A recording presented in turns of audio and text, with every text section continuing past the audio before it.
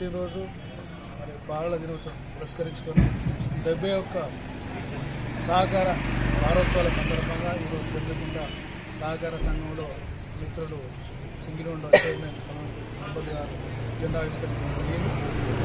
సహకార సంఘాలు మరి వారం రోజులు కూడా వార్షికోత్సవాలు ఉంటాయి.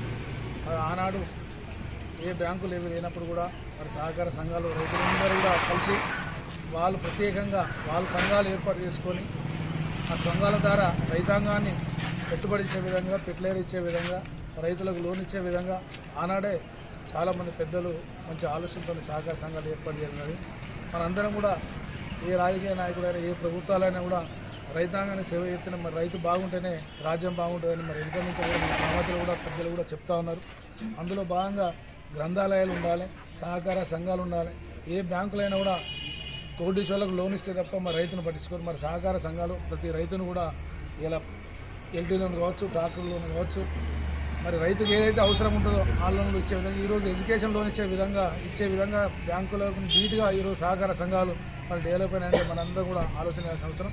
ఈ సహకార సంఘాలు మనందరం కూడా బలోపేతం చేసుకొని మన సరైన టైంలో డబ్బులు తీసుకొని మళ్ళీ సరైన టైంలో కట్టి ఇంకా సంఘాన్ని బలోపేతం చేసుకొని మనం ఎవరికి ఎదురు చూడకుండా ఏ ప్రభుత్వాలను కూడా ఎదురు చూడకుండా మన సంఘాలు బలోపేతం అయితే మనం కూడా బాగుంటాం. కాబట్టి మరి సహకార సంఘాలను మనం కాపాడుతున్న బాధ్యత మన రైతాంగంపై మన అందరిపైన ఉన్నది.